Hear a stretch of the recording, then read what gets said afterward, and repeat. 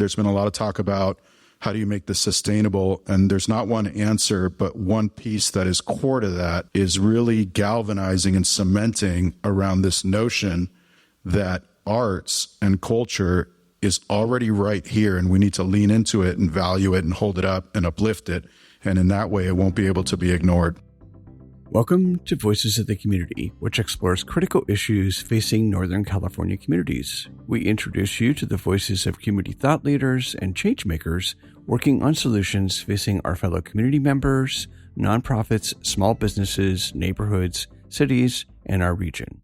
This episode is part of our special series on how the arts and culture sector is coming back from the COVID-19 pandemic and features voices from the co-production of Arts for a Better Bay Area's State of the Arts Summit held at the Strand Theater in San Francisco on June 28, 2023. The focus of the summit was on rebuilding our communities through the arts. I'm joined remotely by the Deputy Director of the Mid-Market Business Association and Foundation, Fernando Pujals. Welcome back to Voices of the Community, Fernando. Thank you for having me. Really delighted to be here today and looking forward to talking. And we really wanted to bring you back. First, I wanted to thank you so much for participating in our co-production of the State of the Arts Summit with Arts for a Better Bay Area at the Strand Theater back on June 28th. And the Strand Theater's in Mid-Market for all those folks who don't know. And, really wanted you to come back to the show because we kind of ran out of time there for you to share with the audience all the work that the Mid-Market Business Association and Foundation is doing to utilize, arts for both economic and community development, which was the theme of the summit itself. So if you will, please share with the audience kind of, the background on the Mid-Market Business Association and Foundation, also Urban Place Consulting that you work with as well, and a little backstory on how the arts has been used in the mid-market area over the years. Yeah, great. Thank you. Thanks so much for the opportunity and for hosting the event at the beautiful Strand Theater. And if folks don't know the Strand Theater Mid-Market, please do come check it out. A really, really gorgeous space among many theaters here in the district. Urban Place Consulting is a consulting firm that's been around for close to 3 decades. We've worked in about 26 different states, more than 60 downtowns, and really our core purpose is to develop community in urban spaces. And a lot of what we do is establish assessment districts, or as they're known throughout the country, business improvement districts, or here in San Francisco as community benefit districts. It's an interesting little industry, and what I like to say is that the best organizations are representative of the communities they serve, and they can be a real conduit to connection, whether that's among residents, property owners, businesses, between the public and private sector. I've been working here in the neighborhood since 2015 through a variety of roles, first as a storyteller and writer. And that was a really interesting experience that gave me exposure to what I would describe as the whole ecosystem of the mid-market and tenderloin neighborhoods, an ecosystem that includes a huge gap between incomes, different types of people, different types of organizations and businesses, everything for major tech giants to small mom and pop immigrant-run restaurants. And I've considered it a real blessing to serve the neighborhood, and it's made me a better person. In 2019, an organization called the Mid-Market Business Association, which at that time had been a smattering of small businesses and tech companies and some nonprofits in the area, working as a kind of re-granting organization with no staff, tapped Urban Place Consulting to come in and really develop it as a leadership organization. And we did that through strategic planning and then lending ourselves as the staff to serve 100% of our time, my time as deputy director since 2021 now, to really develop programs to transform and grow the organization as a voice for the neighborhood and to bring programs that could really improve the neighborhood and allow it to reach its full potential. Through that process, we established the Mid-Market Foundation, a 501c3 charitable foundation to work as a sister organization, all with one staff, governed by a board of directors. Coming through the pandemic, where, of course, a lot of positive activities ceased to happen in the neighborhood, as well as the introduction of fentanyl to the drug market in San Francisco, we saw what everyone saw, deteriorating conditions, and the hierarchy of needs that people in the neighborhood wanted was safety. And so we worked in partnership with an organization, Urban Alchemy, to develop what's now called the Tenderloin Mid-Market Community-Based Safety Program. So we continue to manage that program. And since then have really looked over the last couple of years at what is next? How do you lean into the assets and strengths of the neighborhood to bring more life and vitality back to it? And through that process and engagement with stakeholders, everything from arts organizations to small businesses to the commercial real estate community to the city, public sector, individuals who had been here a long time, we really landed on this vision of Market Street Arts. And Market Street Arts is a vision and plan for the neighborhood that is really what has always been here in Mid-Market. And you go back to the turn of the 19th century, this was a thriving theater district. And when you look at the area now, in just 3 blocks, not even the whole area, from 6th to 9th, you've got something like 17,000 live performance seats. Add to that a fabric of independent arts organizations that exist along Mid-Market, the Tenderloin and Soma in very close proximity. And then you build that circle out a little bit and you're talking the Davies Symphony Hall and et cetera, a ballet, War Memorial Opera House, and then you have these large open plazas in between. And so we really started to say that the strength of this neighborhood has always been here. And when it's most thriving, it's when these theaters are popping in all the auxiliary business and creative activity. And I also include creative businesses in that kind of thing, whether it's, historically streetwear, which is kind of percolating again in the district. So that's the vision that we have for the neighborhood. It's a 5, 10, 15, 20-year vision. But in the meantime, we look to implement a number of programs and activities that speak to that larger vision. And a lot of that is also just getting people on board with that vision, which has been a big part of the program. And I consider this year 1 of the program. We're just at the beginning, 2024 really being it, getting it going, but we're already seeing a lot of positivity and the response has been incredible. So in the Market Street Arts program, there's what, we talked about. Actually, you talked about it during the summit, and I'll ask listeners to go back to our episode number 3, which included Julie Baker talking about creative hubs as well with Californians for the Arts. So share a little bit about the idea, the kind of the structure, if you will, because, it's more than just, oh, hey, here's another slideshow and another, plan. And we know that, cities and people love plans, but, you've got creative hubs going. If people were to arrive at Mid-Market today, they would see, similar to downtown, a lot of vacant storefronts, but you have a plan for that. So talk a little bit about that. Yeah. And it's a part of a larger part, but it's a big and important part. And it was interesting, that synergy, hearing other people say creative hubs. I hadn't really heard others saying it, but it's this kind of thing that's percolating out there. But about 6 months ago, we put out a call for creative concepts in partnership with a consultancy now out of Los Angeles with a local footprint here in San Francisco as well. And we began to receive submissions. And just first, I have to say that I'm just taken aback and feel really lucky in this work that the creative community is here putting their hand in the air saying, we are San Francisco, we're down, and, we've got things to say. And I think that's just really beautiful.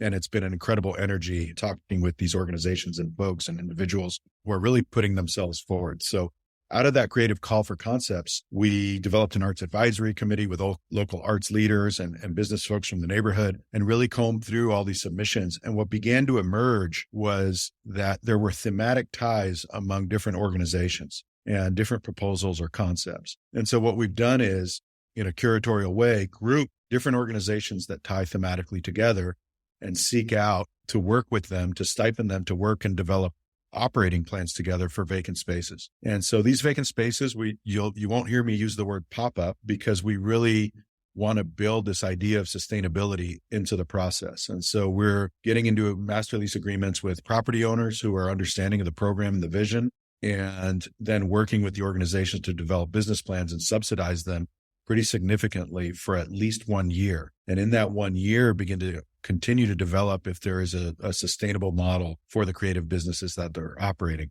And those themes some of the themes that have emerged, not all, we have like performance incubator space, which is a space that is not just to have events and programs that people can come to, but really to gestate work, to develop work and work in community, to get ready for a different setting. And that was something that we heard a lot in the curation, was artists still saying, I need space to develop my work, away from my studio or away from my apartment or borrowing space from this or that or traveling far distances. Like, we still need space here. So that's one. We had a number of literary submissions, and the literary submissions span everything from an immersive retail bookstore experience to the zine culture and printing and those types of workshop and printing services. So we had a number of fashion and makers, really tactile folks that are doing stuff. So, probably here before the holidays, get ready for the launch of our first hub, the Fashion Makers Hub. But in between this, you also have events, you have public programs, art installations. Between now and the end of the year, come to Mid-Market between 5th and 7th, and you're very likely to hear some music. We've paired with a number of businesses, and we have, I think, in the next 5 weeks, more than 20 musicians getting really well-paying gigs to provide some music, either lunchtime or the evening time or happy hour, just beginning to change the experience of the sidewalk here and make people pause and say, oh, and experience a little bit of joy. So if you're in the line for the Warfield and there's 2,000 people standing there, there's some more things happening that say, hey, things are happening here. And it's really back to the roots of the neighborhood as an entrepreneurial and creative driving force in the heart and soul of San Francisco at the center of our city. You're listening to Voices of the Community, which explores critical issues facing Northern California communities. Voices of the Community is supported by a grant for the Zellerbach Family Foundation, whose arts and culture grants ensure vibrant work is created, new voices are celebrated, and artists and audiences inclusive of the Bay Area's diverse communities and cultures have opportunities to thrive. To find out more, go to zff.org. And by a grant from the Peaceful World Foundation, dedicated to fostering a culture of global peace through the promotion of hosted conversations and education. You can learn more at peacefulworldfoundation.org. Before we get back to our interview with Fernando Pujals from the Mid-Market Business Association and Foundation, we wanted to share an excerpt from one of our one-on-one interviews with the keynote speakers and summit guests that were conducted by our roving reporter team of Isa Nakazawa and Eric Estrada.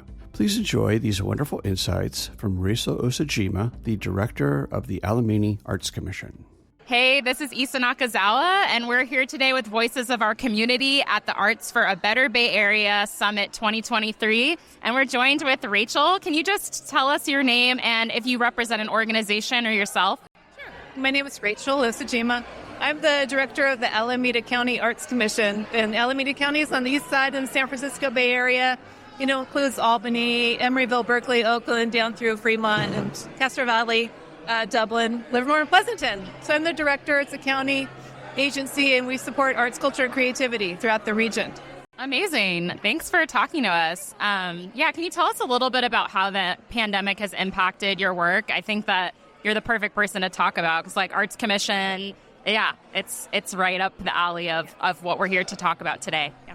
Well, I've actually worked in arts administration for 30 years, and I've actually been in my job for a long time. So we work on supporting the arts, culture, and creative community. That's our number one job. We have 4 program areas: arts advocacy, arts education, public art, and grants for nonprofit arts and cultural organizations throughout the region. So, of course, the pandemic was a struggle for all of us. And as we all know, the arts organizations are the first to close and last to open, especially the performing arts are really still struggling. So I think we know that across the board, and that's true for, of course, the East Bay.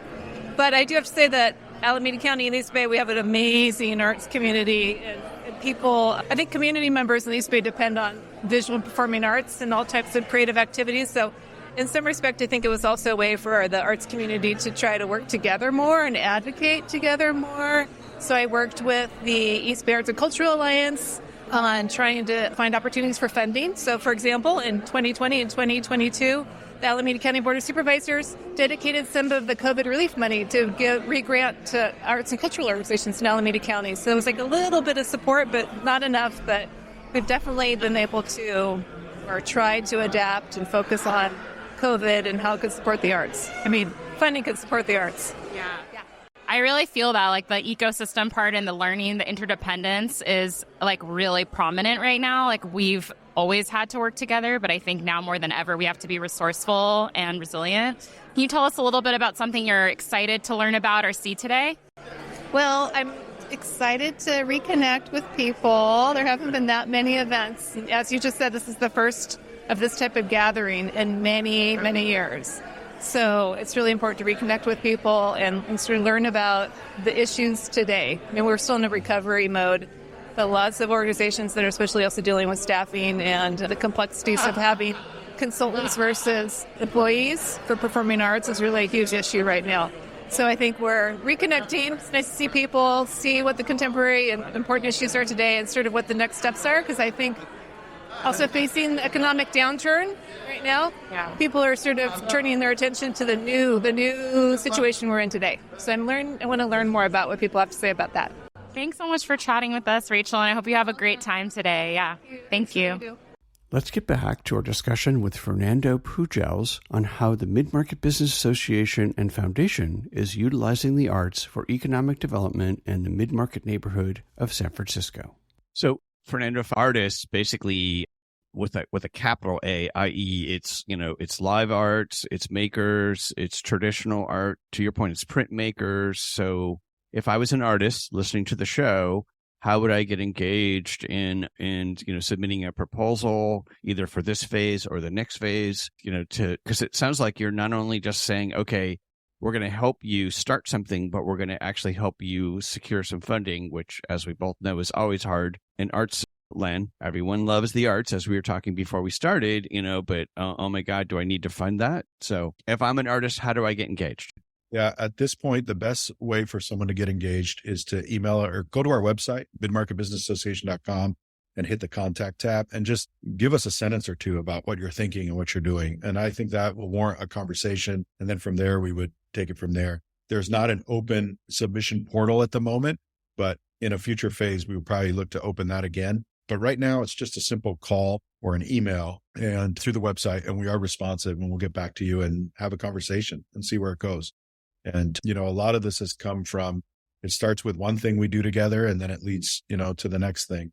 And it's interesting. We, in this vision for Market Street, we've really looked at international districts throughout the world that have become sort of cultural havens. And one that really rises up to us is Quartier des Spectacles in Montreal, because it has a very similar footprint between the performance venues, independent, smaller cultural organizations or cultural venues, including bars and restaurants that have music, and then these open plazas. And we began a dialogue with them. And we were invited out to Montreal in October and got, really a tour of all of the work and the history.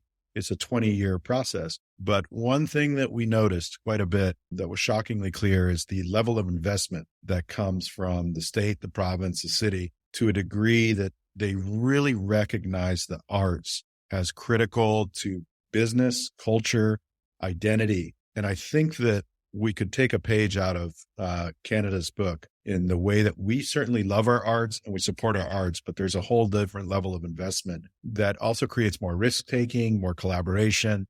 And we are a great collaborative community, a creative community here, business community. But boy, bring on more resources. We can all use them, and the city would be better for it. And staying with that, Fernando, the kind of lessons learned from your field trip, if you will, you've also been in the field and been doing this in, an area that's, sadly for decades, a containment zone, right? When you consider mid-market, to some degree, of course, the Tenderloin, what are some of the things that you and your team have discovered that are working, not working? And then what would you like to see, community support for, government support for, philanthropy, foundation / corporations to help? I would love to see, continued philanthropy, of course, and putting money directly in the hands of creative businesses and artists. They know how to spend it and it will return. And I think that we're at a space where diversifying the economy here would be a really good step, and finding other sectors beyond tech. And tech was great. I'm not going to at all disparage the Twitter tax break because it did drive a significant level of investment here. We have renovated hotels, renovated Class A office, but the world has changed. People aren't working from home the same way. We're boots on the ground because we're a neighborhood organization. Of course we're here. We're really building for residents and visitors, and we think office will come when the neighborhood, begins to show its potential again. But positivity is happening here. And what we saw through the pandemic was just the absence of positivity. And it made the things that were negative that were here much more visible. And again, the fentanyl and the drug market has really done a number on many of our cities, but we're really feeling it here. And it's something we've really got to grapple with. But if you were here this last weekend, there was an art walk. There was an amazing hip hop festival in UN Plaza with an incredible B-boy, B-girl breakdance battle. And it was a space that was welcoming to everyone. Folks that are down and out that are here that I recognize from my daily time, they were here and they were happy. And there was this moment of hope and joy that you could see on their faces. And I think we need to really lean into bringing more and more programming and positivity to the area. And for the businesses that are hanging on here, we should support them and subsidize them to get them through this year. And I think that would really go a long way in maintaining the positivity that's happening on the sidewalk. So would love to see, the public sector has been supportive of this plan and our efforts. And we would love to see more of the private sector foundations paying attention to mid-market. Now, we've entered a place in San Francisco where all the downtown core has vacancy woes and challenges. But I would position that the international reputation of our city is very much coming through the heart of our city, and that an investment in mid-market really floats up all the boats in the tide. And to that point, how does the mid-market, mid-market obviously has been, you guys have been working on it. There's a whole program planned for the UN Plaza, which I'd love to have you share your thoughts on that. And then there's the downtown, entertainment zone, right? The SF Arts and Culture Entertainment Zone, or, as we love acronyms in city government, the ACE zone. So how does your work actually fit, and transition back and forth between those plans? I think you mentioned the plazas, and I love what we've seen in the plazas between the greenery, the new skate park that the skate community is responding really well to, and some of the programming that we just have barely begun to see. In our Market Street Arts plan and vision, these plazas are really highly programmed, both with passive activity, meaning you go and you play chess and you people watch, just like in any other really desirable public space. But then, down the line, we'd love to see some big concerts here. We'd love to see, we're seeing a major art installation right now with lasers going up Market Street tonight. But, we'd love to see more of that stuff. And then in terms of an arts and cultural zone, we have one right here in mid-market, and it has been one historically. But that is not to say we can't have more. San Francisco is a cultural, artistic city. One of the things that makes our city amazing is the different neighborhoods and the different vibes. And you can't tell me there's not culture and arts in the Mission, but that does not mean that we can't have a central theater, arts and entertainment district. They all support one another. And this can be a sort of beacon to bring in the neighborhoods into the central city. We have 2 regional transits that are some of the most ridden, transit in the system. So this connects the entire Bay Area right here in the heart of the city. And so, it should be a shining example of our art and culture, not to surpass any of the other areas. They all work together. Right. So let's circle back to your point about here we are, November 23, coming into the whole holiday season, et cetera. Theaters like, I know ACT is going to bring back, their Christmas Carol and, shows with all the, because there's 5 or 6 major venues in the area. And just from 6th to 9th, you have Another Planet Entertainment, Bill Graham Civic Auditorium. You have Ambassador Theater Groups, the Orpheum and Golden Gate Theaters. You have the ACT Strand, and then you have the Warfield Theater operated by Golden Voice or booked by Golden Voice. So just from 6th to 9th, you're talking 16,800 seats and some of the biggest players in live performance right here in the heart of the city. 2 metro stops. And then in between that, you've got go get a drink at Mr. Tipples. Go check out, some modern dance, really push you revolutionary work at Counterpulse. Go see an open studios at Root Division on Mission and 7th. It's all right here. And then go get a pizza at Monte Sacro. I think what we see is that folks are coming to these awesome theaters, getting a chance at some, major entertainment, and then taking off. And I say linger. And we've got new places too. Jonathan Carver Moore Gallery, right next to the Warfield Theater, is bringing some really great work and really championing the neighborhood. So. And then going into the new year in 2024, you've got it's your year 2, if you will, of your plan. So what should people look forward to and how can they get engaged? That's like second half of year 1. We'll be launching creative hubs, at least 2 more in the first 2 quarters. We'll have 1 already under our belt. You'll have a number of public programs. I mentioned music, but stay tuned for more. And I think that it would be great to bring, and we will, some interactive kind of public art for people to engage with that will also have programming. And then the other piece of that is that we'll be looking to support some of our local creative businesses that are already here with some smaller grants to bring their ideas to fruition that they'd like to see enliven the area. So it's not just about bringing in new, it's about working with who's here, who's put in a lot of blood, sweat, and tears, and they have great ideas and great projects that they want to bring forth. So that could look like restaurants doing stuff. It could look like some of our local businesses. So please stay tuned. And I highly encourage folks to go to the website, and you'll get a pop-up for our newsletter, and that'll be a quick sign up. We'll also be launching social media channels for Market Street Arts, which will, of course, be a much more, readily available way to engage and dialogue with us and find out about what's going on. So please stay tuned to that as well. Great. Is there anything else I haven't asked you that you wanted to share before I get us off of the interview? I'll probably think of something right when we hang up, but I'm just really grateful for the opportunity. Again, there's an amazing creative community here in the heart of the city that is ready and willing to put forth, and this is an amazing place, and we're just at the next phase of our history, and we can all rewrite it together right now. So come and join us. Market Street Arts is much bigger than an organization. It's really about a place, and it's about everything from the small venues I mentioned to the big theaters we talked about. It's everything in between. Wonderful. I want to thank Fernando for sharing his organization's work to support our arts and culture workforce. We will make sure that our viewers and listeners have your contact information, your website, social media, so they can get engaged and support all your work. And we'll also make sure that folks have a link over to the really wonderful plan and study, because it's a detailed study. And there's actual little summary slides for folks who don't like to read a lot. But thank you again, Fernando, for being on Voices of the Community. Thank you so much for the opportunity. We really appreciate what you're doing. That's it for this episode of Voices of the Community. You've been listening to the voices of Fernando Pujals, the Deputy Director of the Mid-Market Business Association and Foundation, and Rachel Osajima, the Director of the Alameda Arts Commission. To find out more information about our guests and their respective organizations, programs, services, how to volunteer, and to make a donation, please go to voicesofthecommunity.com and click on the link to the Arts and Culture series and Episode 5. While you're on our website, you can both watch or listen to the full episodes and one-on-one interviews of our Arts and Culture series, along with signing up for our newsletter to stay up to date on future shows. After watching and listening to these wonderful stories, we hope that you will consider making a donation and volunteering to support our arts and culture organizations and our arts and culture workforce.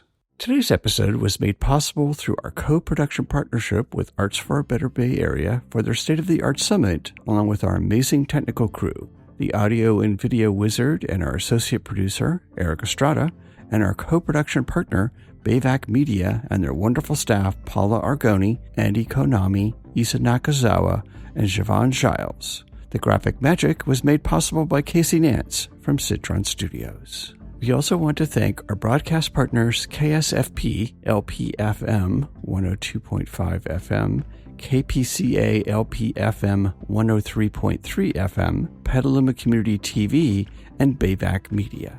Voices of the Community is supported by a grant from the Zellebach Family Foundation, whose arts and culture grants ensure vibrant work is created, new voices are celebrated, and artists and audiences inclusive of the Bay Area's diverse communities and cultures have opportunities to thrive. To find out more, go to zff.org and buy a grant from the Peaceful World Foundation, dedicated to fostering a culture of global peace through the promotion of hosted conversations and education. You can learn more at peacefulworldfoundation.org. Take us along on your next walk, workout, or drive by subscribing to Voices of the Community on Apple Podcast, Spotify, and Google Podcast, or wherever you get your podcast. And if you've been enjoying the show, please leave us a rating and review on the podcast platform of your choice. To watch past and future episodes of Voices of the Community, please subscribe to our YouTube channel and go to youtube.com/GeoCoster. We'd love to hear from you with feedback and show ideas, so send us an email to george@georgecoster.com. I'm George Coster from San Francisco, and thank you for listening and watching today's episode.